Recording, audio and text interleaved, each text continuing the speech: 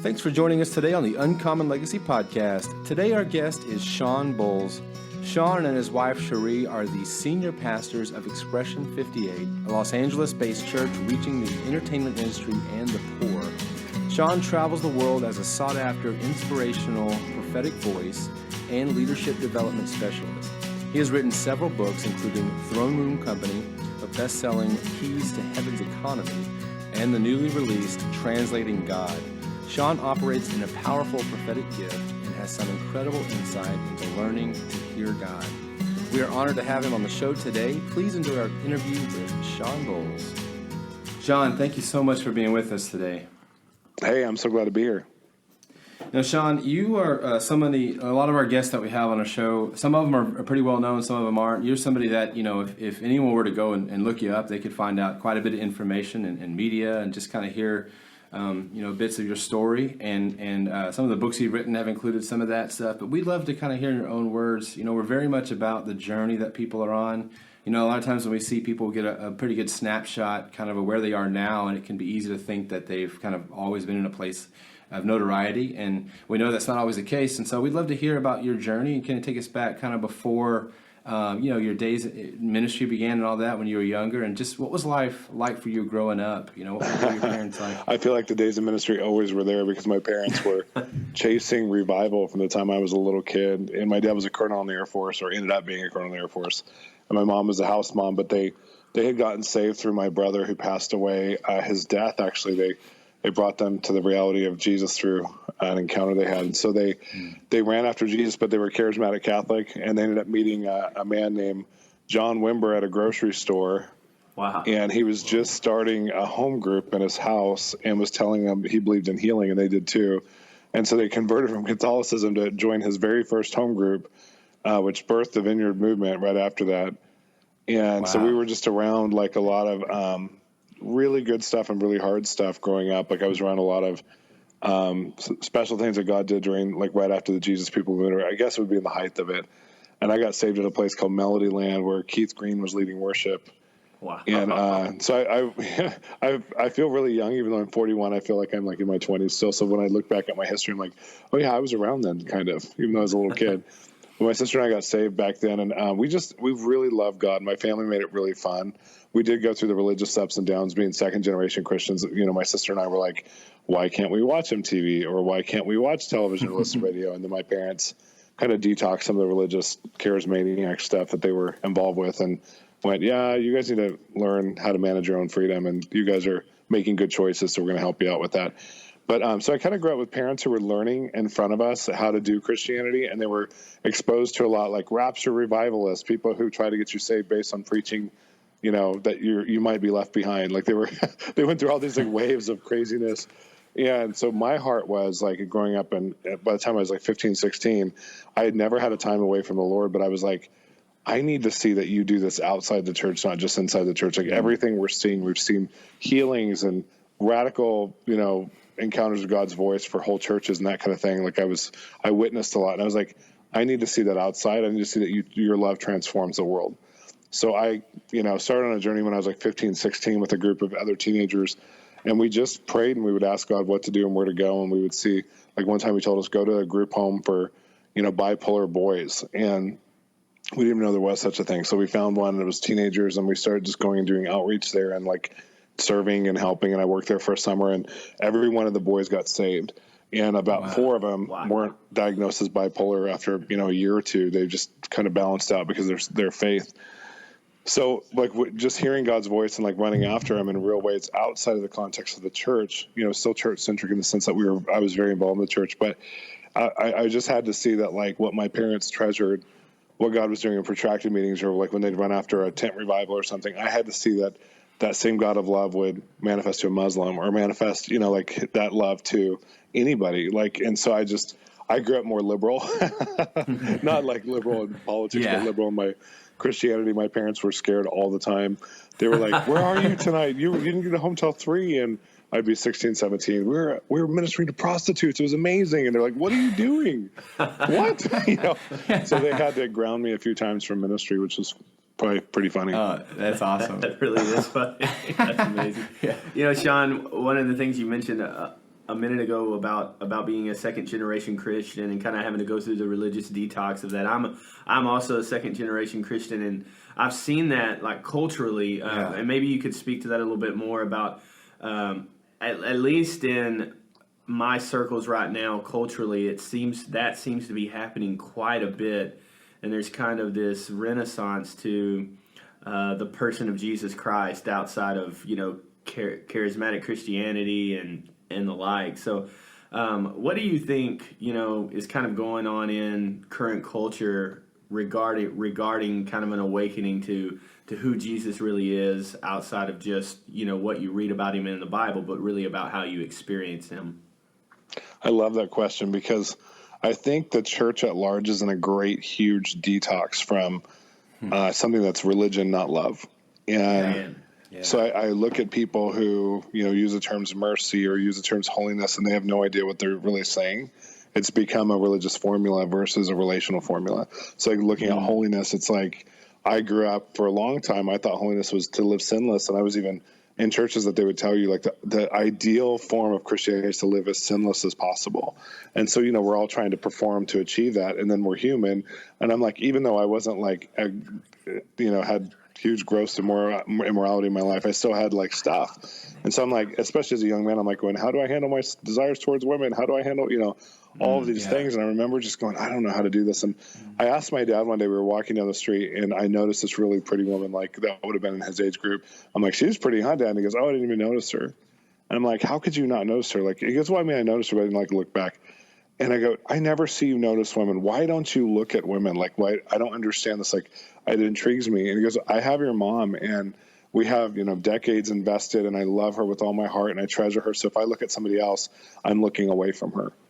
And so I enjoy looking at her and protecting that love, because when I protect that love and keep that love as my focus, then I don't have to worry about other loves and other desires. And I learned in that moment what holiness was. It was the protecting of love that that's sacred to you. And it was the first time that I went, oh my gosh, I can do that. I can't perform to be right, but I can definitely say no to bad things to protect good things. And so I think our generation, we were told so many things, and the generation before us was really, told so many things, but we weren't told why or how it affects people relationally. And our relationship with Jesus it has relational parameters that keep it safe and clean and moving forward. Like the John 10:10, living an abundant life only happens as we have such a plugged in relationship with him that we're protecting it at all costs. And then we start to live in this abundance where some people are they live in the yin yang Christianity. For every good, there's a bad, I had something good happen. That means something bad is going to happen, because their expectation is there's warfare in the world, and that everything that's good is resisted. And my expectation is everything that's good is only blessed. We only get more, because I'm living with that focus. I'm so focused on him and protecting that focus that I don't even look at other things. So we have other bad things that come along, and it's this is humanity, It happens, right. But I live in this not cup half full, but this overflowing sense of plugged into Jesus and my relationship to him, that it's hard to distract me from that. Shawn, really just to piggyback on everything you just said, have you seen that kind of mentality, that kind of place from which you're living? Have you seen that be effective in your relationships with people who are not in the kingdom? Oh, totally. Because people who aren't in the kingdom are trying to find. Right. It's weird. There's a hope against hope in humanity. And so we'll be with homeless people on the streets, and instead of us just feeding them, they're telling us their dreams. And they still have, we were with that homeless guy in Hollywood, and he was telling us how he was still wanting to be a screenwriter and write musicals. And he used to be in Broadway. And I don't know if he was really in Broadway, but he started singing, and he had an incredible voice. And he sang us one of the songs he had written. And I'm listening to him going, who gets a homeless guy who's pretending to be drugged out to get more money and becomes totally normal with us and shares his dreams of his heart because he feels the culture of goodness and dreamers inside of us? I'm only God, no one else is going to get that result. United Way is not going to get that result. He stopped from the condition he was in and could feel eternity in his heart, and it awakened the greater dreams inside of him, and he shared them with us. Man, that's awesome. I love. I was reminded when you were saying that there's a story, in the Bible when Jesus is talking. I don't know if it was I think it was he's blind or crippled. I'm not exactly sure, but he comes, and it's really interesting. The dialogue that Jesus uses is he doesn't say like, what's wrong with you or what do you need? He phrases it as, what do you want?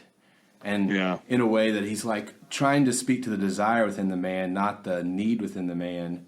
Exactly what you're saying is right, to awaken a dream, not just like, well, if I just could do this, then I could actually dream. And he's saying, no, dream first. But so cool. Well, Shawn, as far as your own like personal journey, we know that you are in Hollywood right now in LA with Expression58, and we'd love to talk about how that all kind of took place. Can you start back with like when you were involved with IHOP in Kansas City for a long time? How did you get involved with IHOP, and then how did that kind of that part of your life transition into you going to Hollywood?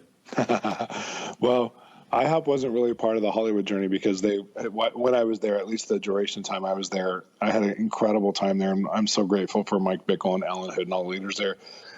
But they were probably more dualistic than as far as the entertainment culture. They were thinking like anything entertainment centric is probably not healthy for us to engage or connect to. And I knew in '96 when I was still involved with the church that Mike birthed, before there was an IHOP, there was a big church. It was kind of like a conference center and similar to what IHOP is, but it was more church-centric, so other churches from around the world would come. And I was involved with their prayer teams and their prophetic ministry and their leadership teams and stuff. So I did any number of things over the 12 years I was there with the church. And then when I joined the House of Prayer, I was more like a startup guy. So I'd start up like projects in the House of Prayer and did a lot of fun stuff. And then I also did some of their prophetic stuff. It was interesting because I actually learned who I was by being in a culture of people that wasn't similar to my identity. And so I'm contrasting them, but not in a negative way. I love houses of prayer. So this isn't a negative towards or a slam against a house of prayer. I am just not in the prayer room type of a guy. I'm an action guy. So the whole time I was there, I left more than I stayed. And I went into third world countries and into places where communism was falling and into places, that were really crazy and entertainment cultures. And I felt like I had a go mission, and the whole House of Prayer mission is like, stay here in the prayer room and pray until Jesus, the millennial kingdom happens or something. And so during that, I had this like edgy frustration, but I was completely a contributor to what was going on. But I was trying to ask God, like, I don't want my frustration to leak out on the environment I'm in. I want to really serve this well, but this just doesn't feel like me. And I remember God was saying, I've stuck you with who you're not so you can learn who you are. Wow. And that I had family that I wouldn't contrast it with the actual relationships that I have there, because relationships, they were like me. I mean, I love those people. But as far as the culture of what Mike was presenting, Mike has a very specific mandate. It's very narrow, but it's a great mandate. And I have a very narrow mandate as well. And not everybody understands why entertainment's going to be one of the greatest harvesting tools in the world, in the next revival. But I knew I was supposed to go after it. And we would have actors, entertainers, congressmen, different types of people come through IHOP, and I fit really well with the prophetic flow because we were always meeting with them. They would always have a special meeting with us and our team. So it was, for me, I'd come alive, go, yes, people who are impacting the world and transforming culture. But I don't know that was in the mindset of IHOP at the time. So it actually created more strength in my identity and firmness in my identity to go after what I was going after. And I came to LA because Jesus really showed me that he's homeless in the entertainment industry. And as we researched, there's, I don't know currently today, but when we first researched, there was about 370 to 470 ministries in all 7 or 9 entertainment industries. So you have sports and modeling and fashion and video games and film and television and fine arts and dance and all these theater. There's only like 470 ministries on the entire world geared towards helping people there. And there's such all-consuming full-time career paths that a lot of those people work on Sundays. They can't even go to church. So there's no discipleship tool. There's no maturing tool for people who are Christians, let alone evangelistic tools to get into, peer-to-peer relationship with people there. So we ran after it and just said, okay, God, you're homeless here. We're going to build you a house. So we built a church first, and we still have that in Los Angeles. We have a couple hundred people who their primary focus. It's very missional as entertainment industry. And then I started to build like organic networks around the world and mainly film and television, like in Singapore, Korea, Vancouver, just building relationship connections, giving people courage to start little relational, circles and connections to do Bible studies and prayer groups and discipleship groups in those areas. And I just saw how hungry people are. And I felt like I'm around amazing pastors and Christian leaders all the time. And I saw the same level of depth and maturity in the entertainment leaders around the world, but they've been completely unhinged from the church. They haven't been like immersed in a church culture, yet they have the same development of Jesus inside of them. And it gave me so much excitement to see that God's doing something so cool, that it's organic, because they didn't grow with where God was taking everybody else naturally. They grew spiritually, supernaturally in their field, and their field's right for them. And so it's really fun to, I still travel around to entertainment cultures and see things happen, but it really came from just that, Jesus, you're homeless here, and I want to build your house. I just want to build your place you could dwell in this whole arena. Man. Shawn, I've heard, and I'm sure if people really take the time to listen to search it out, they could find it. But I've heard a bit of your actual story of how you got to LA, maybe like for the very first time, and what that was like. Would you mind sharing that with us for a minute? Well, it was crazy because we were part of a ministry that kind of failed. We weren't the main figureheads in the ministry, but we went to help a ministry plant. I think it was God's way to get me out of IHOP, because I was so loyal to Mike Bickle, because I love him so much. And a ministry came along that was along with Bob Jones and Bobby Conner and a few others, and we were going to plant a ministry school, and then I was going to move on to go to LA after a few years. And I remember when it was kind of, the whole overall arching structure was kind of failing, and they released us and said, you can go to LA early because this isn't going to work. And it wasn't like a gross immoral failure or anything. It just wasn't going to work. And so I remember I had a team of people from various parts of the world, mostly from IHOP, that had come with us to a little small move to the south. And I said, you guys, I'm going to go plant a ministry now in Los Angeles, and I think it's going to be a church. I've never wanted to be a pastor, but I think we need to build a community first. Does anybody here want to come? And if you do, I'm going to help you, financially, we'll figure it out, but it's going to be a mission field out there because it's so expensive. But if you don't, we'll bless you. Well, all of them came with me. And so it was like, 17 people, I think it was, who came.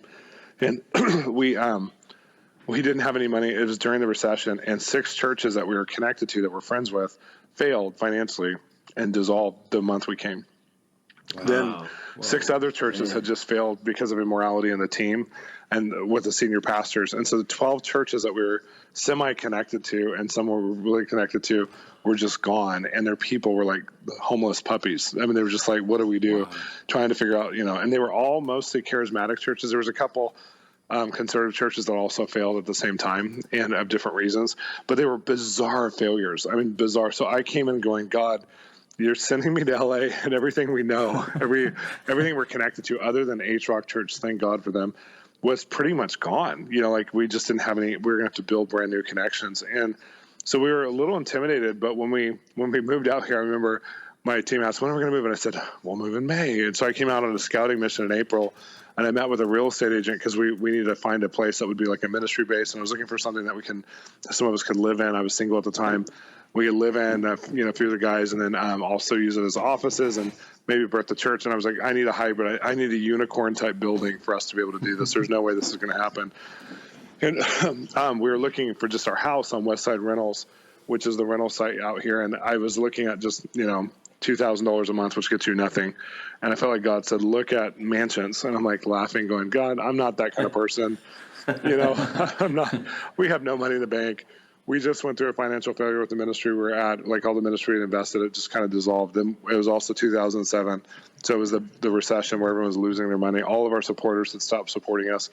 I was like, just because we're moving to LA, and they didn't really understand that. They understood the prayer movement, but they didn't understand like church in LA. They're like, LA is evil, the culture we came out of. And so I had a couple of the prophets told me that if we moved there, we would die because there's going to be a great earthquake in 2007 or 2008. And so we just had the whole world felt like it was against us.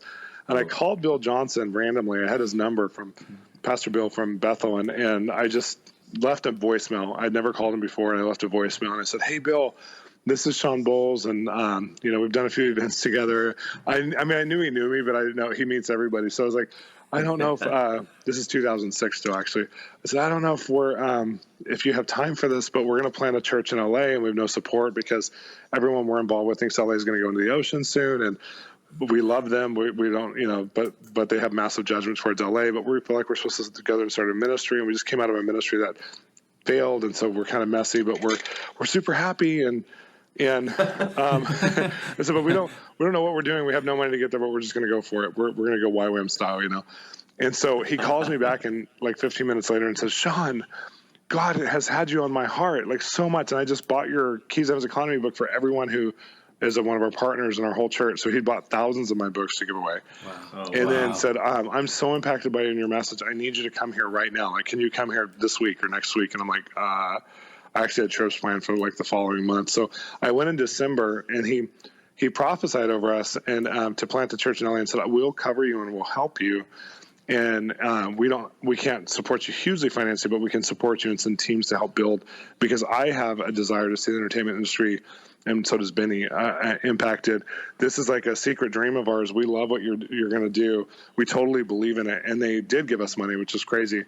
It wasn't enough for, to start a church, but they gave us an amazing, just love donation. And so we had a covering to go to LA, which to me is really important, to have a family and a connection that you're going with, so that you have team and support, not just the old conservative view of covering, but also the very realistic relational, I have someone to lean into. So long story short, I was looking at the mansions on Westside Rentals, and I looked at one, and it was like $18,000 or $14,000 a month, and like a $30,000 down payment. And I see it, and it leaps into my spirit, and I know we're supposed to live there. I don't know why. I don't know how. We have $7,000 in the bank, and the ministry, and I have $5,000 in my bank account. That's it. All my savings are gone. All of my investments are gone. I have nothing to bring to LA. I'm laughing, going, God, I've been wealthy before. This is ridiculous. And everyone, I tell the team, I'm going to go look at this house, pray. And we get there. It's a real estate agent who's showing us the house. He knows we're not qualified, but he decided, because he had another listing, he would show it to us. And I walk up to him and I go, Jamie, who's the real estate agent's name, this is my house. Take it off the market. We have to negotiate with the owner. Can you call him right now? And I'm not a negotiator. You would laugh if I'm like in a durable nation in the market. I'm like, $35 for this picture. Great. My wife's like, no, you can get it for $7. I'm like, but they're poor and they made it for me, So I'm not a negotiator.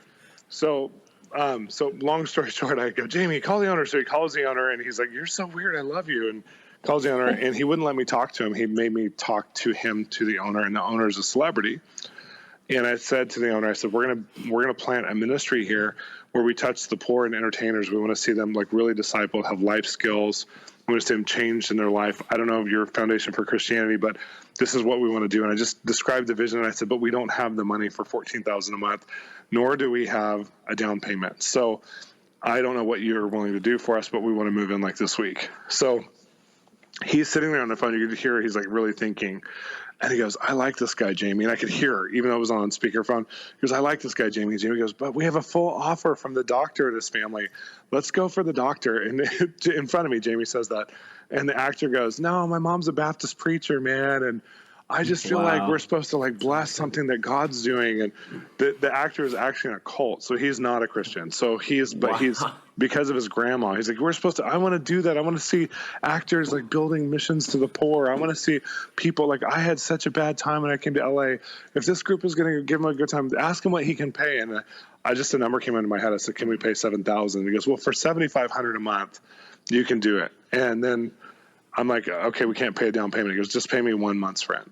I was like, done. I still didn't have the money, but I was like, done, we'll do it. So I had till the next day to come up with the money. And Jamie, the real estate agent, looks at me and says, do you know about this house? And I said, no. And he says, this is the historic Bennett house. It was on Bennett Drive. And he said, Dr. Bennett was one of the first pioneers of the entertainment industry. And he actually had home meetings here with other producers and directors, and they would do fundraising. And the first 25 movies that came out of Hollywood were either touched by this or came out of this house.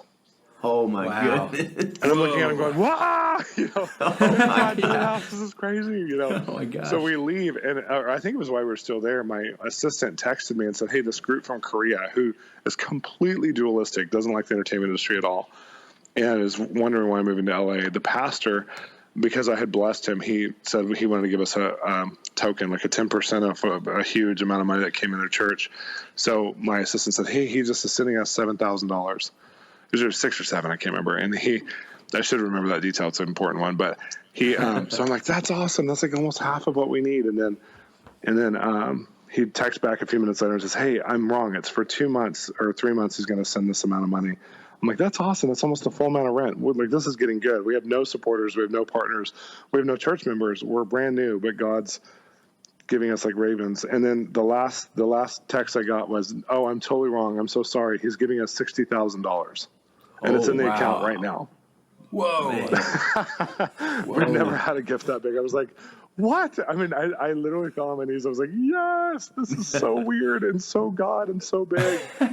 So we ended up, getting in that house. In our first meeting, we had about 75 people. It was a closed meeting, and we were only supposed to have 25, and everybody brought a friend. And it just, I could feel just Jesus' homeless heart in Hollywood, like where he was so happy. And all these radical young entertainers came who were kind of on a Bethel type journey, where like they were just hungry for the supernatural and the love of God in their life. And so we never looked back. We just kept going. Wow, man, that's amazing, Shawn. I love hearing stories like that. We had Duncan Smith with Catch the Fire on, and he told a story about this random colleague who sends him a check for like $1.2 million and doesn't, out of the blue, similar to what you're saying, kind of just that unbelievable blessing. And it's exciting to hear that kind of stuff. Well, Shawn, how did the name Expression58 come about? When we were in that ministry that was not working with us, or working for us, they gave us a day to kind of evict or to leave, which isn't normal for us. We have really healthy ministry relationships, and we're friends with them still, it was just a super awkward dynamic where they were going through internal struggle, and so they needed to release us. And so I went to the team and said, okay, we have one day to file our 501c3, because at the time we had donors. And I said, we have to file one so we can have our donors transfer, or else they won't get a tax receipt and they won't want to donate to us anymore. So I was just thinking very practically, what do you guys want to name a church in LA? I wasn't thinking with my spiritual mind. I was just thinking like tax implications and whatever. And so we're sitting there with our 17-member team that was going to move with us.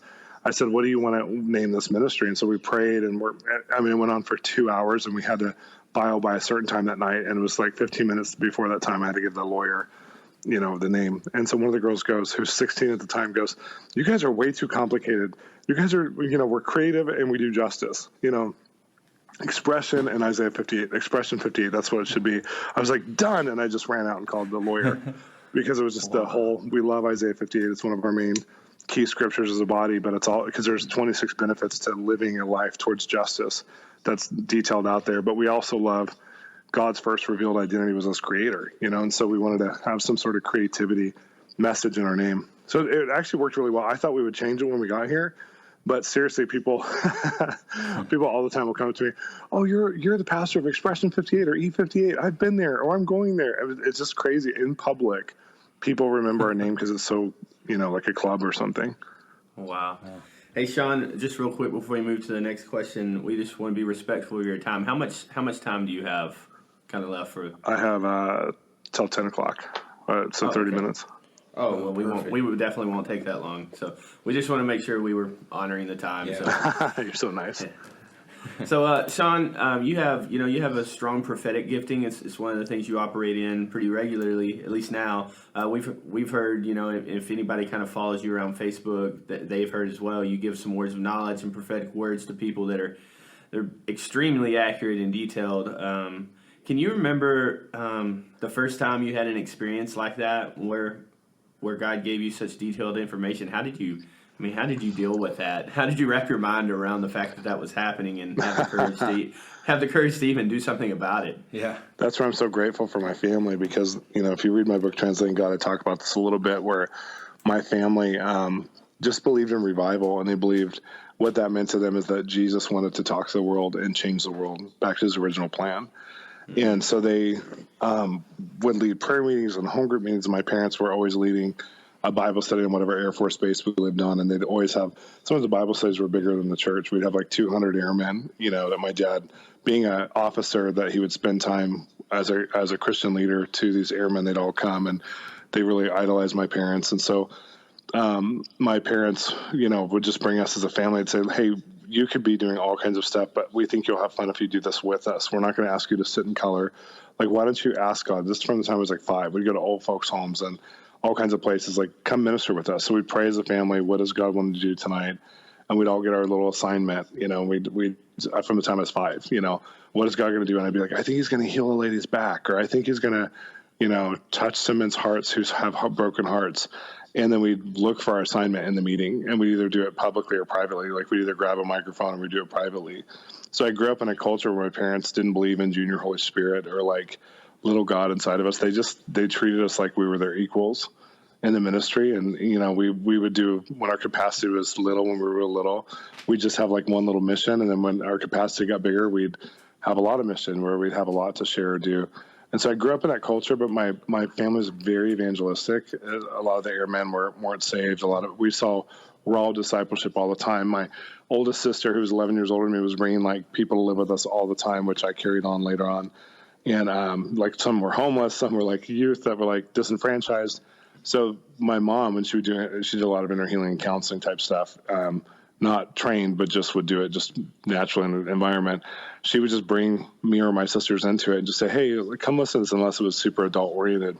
She would just say, hey, come with me and like, let's pray for them. And I watched God do emotional healing and spiritual healing and physical healing and prophetic direction and life coaching. And my parents were just such good models. They didn't really have tools. They just did whatever God showed them. And when I, as a second generation Christian, like I've been running after the tools because I feel like the more education we get, the more deliberate we can be. Whereas my parents fell into their fruit. I want to be more proactive, than reactive to the anointing. I want to be more proactive to my relationship with God.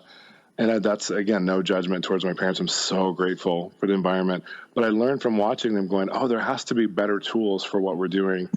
And so I just grew up like knowing that if we hear from God, it takes 10 years of therapy sessions what would take place in those in one moment. It bridges gaps, it accelerates things that people need accelerated. So I've always had a hunger for seeing God's voice on the earth because it just changes everything.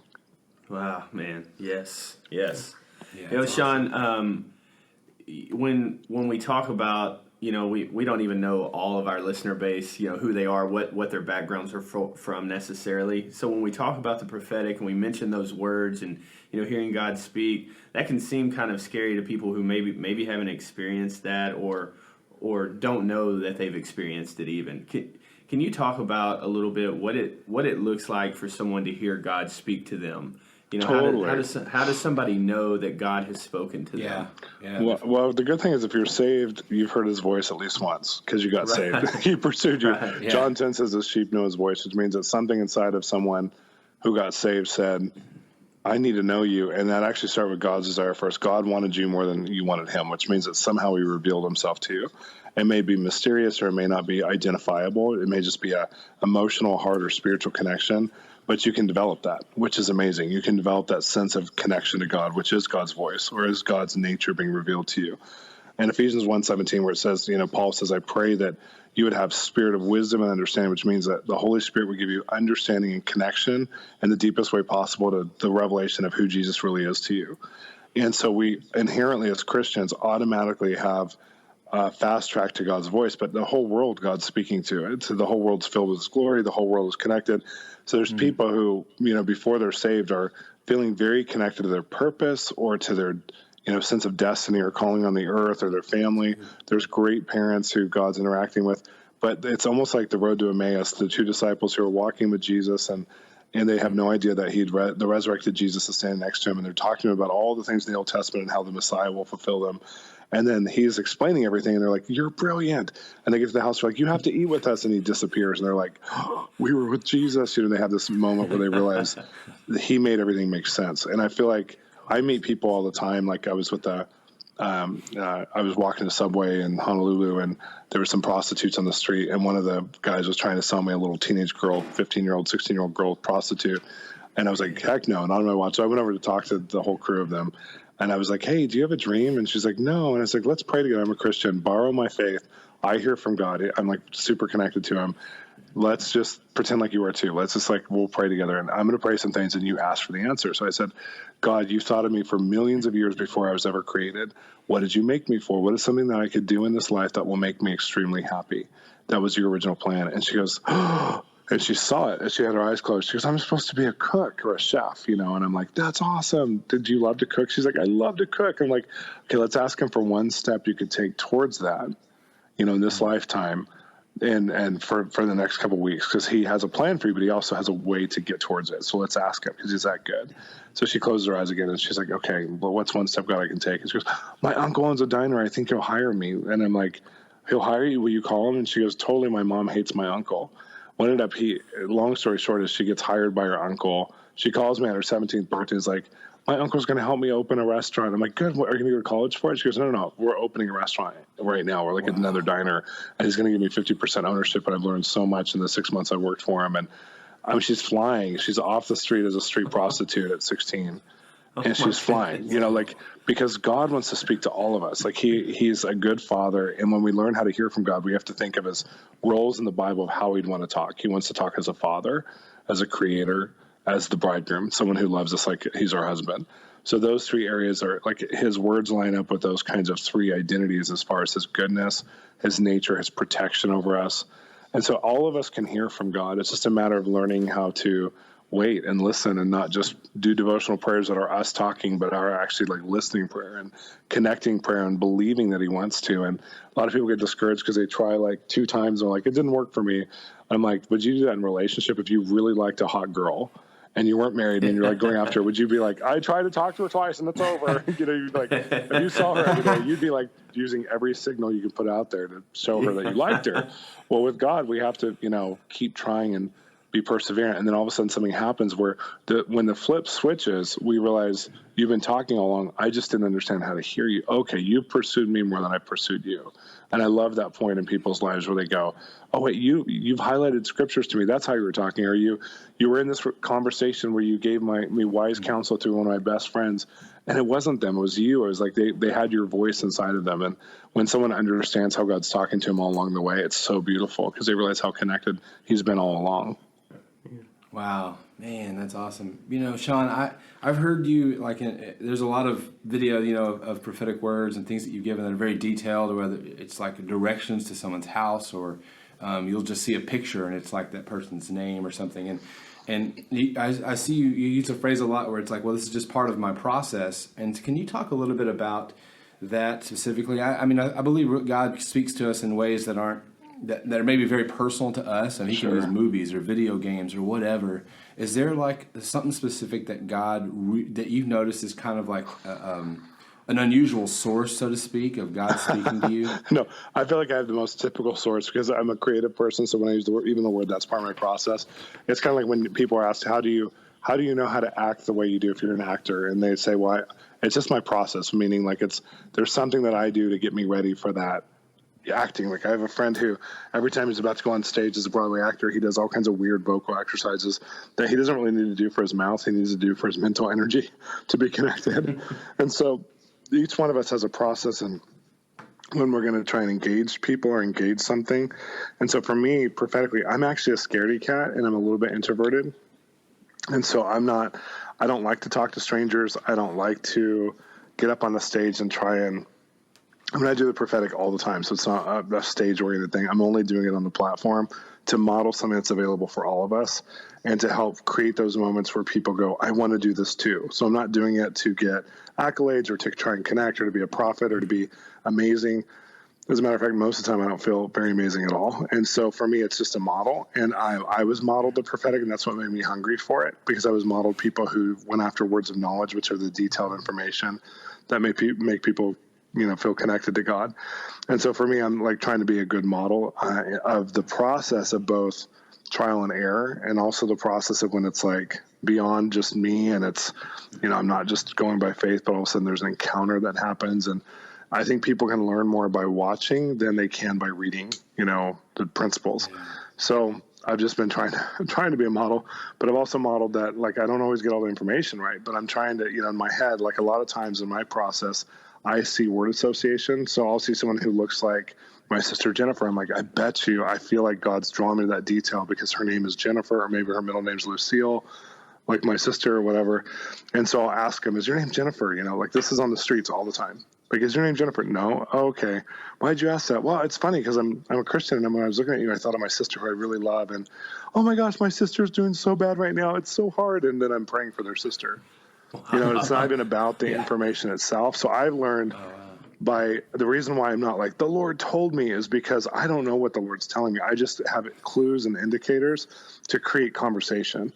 And so many people are trying to hear from God are trying to get a word to start with. And I'm actually getting like feelings, impressions, thoughts, word association, to create a conversation that God could fill his love, be a container for his love.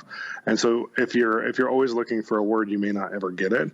But if you're looking for a way to have a conversation with someone, then he'll give you a cheat sheet for their life because he wants to be so close to them, and connected to him. So I'll sometimes see like a number, and it's like one of my friend's birthdays, and I'm like, does this number make sense? And they'll be like, that's my birthday. If you notice, I ask a lot of questions because I don't have absolute information. I wish I did.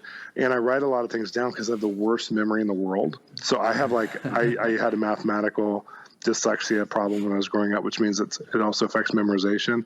So I have a terrible memory for names and numbers. I can only see one number in my head at a time. So people are like, why are you looking at your iPad? I'm like, because I prayed beforehand and I got like 10 little items of information and I can't store them all in my physical memory like right now because I'm nervous. You people make me nervous when I'm doing this publicly, but when I'm out and about on the road, just of life. I mean, I walked into a bathroom the other day. I was trying to go to the bathroom at the airport the other day, and I walked into a clothing shop because I was texting, and I went through the wrong doorway, and it was a male clothing shop, and I look up and I go, and out of my mouth comes Oscar, and this guy goes, yeah, do I know you? And it's the guy who's working there. I'm like, oh my gosh, I just knew this guy's name. That's so supernatural. I knew his name, and I didn't know what to do with that. So I was like, Jesus, please, you don't give me a name without giving me something else. So I was like, hey, actually, no, I'm a Christian. I know this is really weird, but I just felt like God showed me your name. And he looked for his own name tag, which he didn't have on. And so then he's like, well, okay. And I said, do you have a relative right now who's sick in the hospital and is going through an emergency? And he's like, yes. And I said, God cares about this relative more than you do. Let's pray for them right now that God would heal them and give them a longer life. And he's just totally touched, getting tears in his eyes. And his coworker comes from behind the counter, and she goes, or from the stock room, and she goes, hey, what's going on? And he's kind of concerned because he's upset physically, but he's actually encouraged, And he goes, this guy just told me everything about myself. He's incredible. He's like a psychic or something. And she goes, do me. So then I pray for her, and I'm getting information for her. But for me, my process is I'm stumbling into God's relational connections all the time, and I have to treat them that way, and then he gives me information. And so I think if people hear that, then they can have courage, because it's not about the quality of information or the accuracy of information. It's about the quality of love and connection you'll give with whatever little he gives you. And I've given little for years, so I love that he's entrusting me with, to me, some really clear facts about people so that I can do more. Wow, man, that's powerful. I love too what you said. It's kind of, God doesn't give you the full story. He kind of gives you the first hint, and then he's waiting for you to act on that. And that's powerful. I think God does that in a lot of areas of our life, whether it be totally. relationships, business, whatever. He kind of just gives you the first hint, and it's like, well, why don't you take a step in that direction, and then more is revealed. And it's powerful. I think it's such a powerful thing to learn, as a Christian, to take steps like that. Just go with the first step and be bold, Totally. Speaking of that, hearing God, you just wrote this book, Translating God, and it's doing really well. Getting a lot of the word's spreading pretty fast about it. Can you tell us a little bit about what this book is about? I know we kind of have been with Hearing God, but just maybe this book specifically, what it's about. Yeah, and it kind of goes into what you were just saying. I think that, every culture of humanity, whether it's Latin, Hispanic, and even there's various in there, or Muslim or whatever, or Middle Eastern, you have a culture to your people group, and a culture that you live in, and kind of rules and agreements and love and affection and things that happen in that culture. Well, heaven is like that. And I had one of my best friends is Guatemalan, and he's traveled with me all over South America, even though he's from America now, he's an American now, but traveled with me through South America. And I would watch him interpret me to these Spanish cultures, and he had to learn not just language, but he had to learn heart, and he had to learn. And he's a master of my heart. He understands how to relate my heart and what I'm trying to say and what I'm trying to convey. And I realized when I was watching him years into it, I was like, you want me to learn how to translate your heart, God. You want me to translate your voice and your heart to the world around me. And it's not an exact science. You don't want me to just know principles. You actually share less information sometimes, so I'll seek you out more. Or you'll connect me to just enough to make me intrigued, because you want me to get the picture of what's inside of you, not just be a mail carrier and deliver mail to somebody. You want me to know what your heart is beyond that message, and stand in a place of full value for someone I'm speaking to. And so the book really helps to impart an ability to translate the culture of God's heart, and to see people. Wow. If you think of each person God thought about for millions of years before they were created, each person he loved that much. And so if you can get in touch with that process of God's heart over each person you come in contact with, you'll feel how worthy they are, even if they're on death row. You'll feel how redeemable they are and how lovable they are, that they were Hebrews 12:2, the joy set before them. So the book really goes into a philosophy and a theology of how to treat people, and then how to connect to people with God's love, and then how to use his voice in that process. So I tell a lot of stories. I give great theology. Like Peter Wagner said, it was the best theology on the prophetic he's ever read. Jonathan Welton from the Welton Academy, who's also a theologian, Dr. Jonathan Welton, said it was one of the best prophetic books he's ever read. So there's theologians who are standing behind it saying that this is really solid theology. And it grounds you, Richard, just like 1 Corinthians 14 says, follow the way of love and eagerly desire prophecy. This book is going to set you on that theological path. So it's really fun, but it's really to impart the culture so people will do it. I don't want people to just be excited about what they see on a video with me. I want them to just look at a video and go, I can do that? Like, that's realistic. And it's happening with hundreds, if not thousands of people that I'm, connected to their churches and their community, and they're doing it too. And they're even going beyond some of the stories I've had. Wow, man, that's powerful. I love that concept of learning the culture of heaven and interpreting what God's saying through that. That's powerful. That's something new, I know, to me, and hopefully a lot of people listening will get that too. Shawn, as we kind of wrap up here, one of the questions we ask a lot of people, you just wrote Translating God. You've written Throne Room Company and Keys to Heaven's Economy, those two books that were pretty successful as well. But are there any books that you have read that, written by other people that have had a big impact on your life that you could recommend to people listening? Yeah, more recently, I would say that Brian Simmons' books, The Passionate Translation of the Bible, is my favorite translation of the Bible I've read that's made it's kind of like, to me, reading a normal book. It's kind of takes it outside the normal scriptural context of I got to read the Bible. It's brought it really alive to me. He has most of the books, or I guess not most of it, but he has a lot of the New Testament written and some of the Old Testament. So that's been really helpful. Outside of that, spiritually, as far as direct spiritual, Danny Silk, I know you just had him on. His Keep Your Love On book really rocked us and impacted us. Brene Brown's book about Daring Greatly. She's a psychologist who teaches on the power of vulnerability and connectivity. And she's a Christian, but her stuff's pretty raw, so it's not like mainstream Christianity. So you're going to get some little cuss words and rawness in there, but it's great. But Daring Greatly is one of the best books I read all year. And I'm trying to think, there was I've read so many books in the last 12 months. It's been I'm trying to highlight a few of them. If you're married and you need sexual breakthroughs, Sexual Intelligence, it's written by a secular guy, but man, it'll rock you. There's a Christian group who's taking it on, and they're going to write a Christianized version of it. But it really helps couples to understand some things. There's very secular principles in there, so you're going to have to get away from those and discern. But I've read a lot of really good books about self-help and psychology this year that have been intriguing, and then a couple quantum physics books. But as far as just Christian growth, Keep Your Love On. Andy Mason's book, you mentioned him earlier, about dreaming. Dream Culture is just such an amazing book. It came out a couple years ago. Yeah, so I'm a prolific reader. I'm trying to pull them all together here. Awesome, man. We really appreciate it. Well, Shawn, again, thank you so much for your time, and thanks for being with us today. This has been a lot of fun. Thank you. Yeah, thanks for having me, guys. Thanks for listening today on the Uncommon Legacy Podcast. If you would like more info on Shawn Bolz and what he's doing, you can go to bolzministries.com. That's BOLZ ministries.com, expression58.com, or find him on Facebook. For links to his books and the books and resources he mentioned today in our episode, you can go to our website, uncommonlegacy.com, and look under the Media tab. If you enjoyed this episode, then please do us a favor and head over to iTunes and subscribe to the podcast. We have many more amazing guests just like Shawn coming, and you won't want to miss a single one. Also, take a minute to go like our Facebook page to stay up to date on new podcast episodes and blog posts. You can also sign up for our weekly email newsletter over on our website, which we send out once a week with updates on new podcast episodes and blog posts as well. Thanks again for listening to the Uncommon Legacy Podcast. We'll see you next time.